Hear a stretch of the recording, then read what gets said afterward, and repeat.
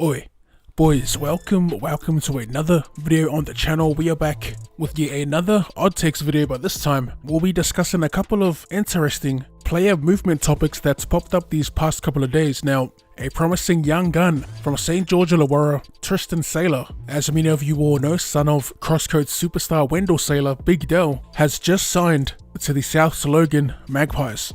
I was wondering where this dude went. I was pretty keen on watching him develop through the league. Him along with a lot of the other young St. George guns like Tyrell Sloan, Talatau Amone, Bud Sullivan. They have an exciting crop of young guns, but yeah, Tristan Sailor got caught up in some off-field incidents that ultimately led to him losing his job. And now he's back, ready to jam in the Q Cup, and the team he's playing for are a feeder to the Brisbane Broncos, so we could very well see Tristan in the maroon and gold if 1. The Broncos are still struggling to find a fullback, and 2. If he starts tearing up the field in Q Cup.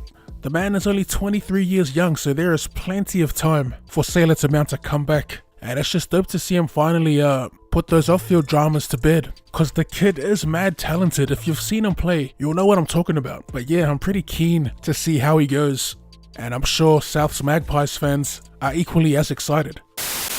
So for this next one, there's been plenty of whispers, and the word around the league at the moment is that it is a done deal. It just hasn't been made official. St. George back rower Tariq is set for a mid-season transfer to the Melbourne Storm. Ever since news broke out last year that he was free to fish around for a new deal, even though he still had a year left in his contract, which isn't necessarily a bad thing. They just gave him time to shop around, and of course someone would scoop him up. My guess is that the Dragons just simply couldn't afford him. Beyond 2022, of course. If I remember correctly, he's on something crazy like close to $1 million. There was a little more info about an immediate switch and what needed to take place for it to happen. This is via Fox Sports. The sticking point in an immediate move to the Storm is Sim's $800,000 contract for 2022, with the Dragons expected to have to pay a large chunk of that sum to fit the second rower in the Storm's salary cap for the rest of the season.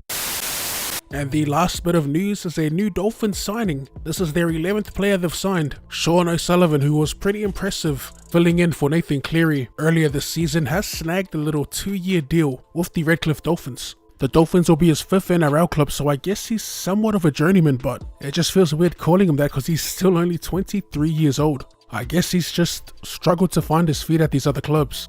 But yeah, he joins the likes of Jesse Bromwich, Kenny Bromwich, Jermaine Asako, Felice Galfusi, Mark Nichols, and Ray Stone as current NRL talents. They've also signed a few younger players, and the Dolphins are in desperate need of a marquee signing, especially with the recent announcement of Kalyn Ponga extending his deal with the Knights. The Dolphins still have Munster in their sights and apparently Reece Walsh from the Warriors, but I'm not too sure how that's going to work given that he's under contract with the Warriors.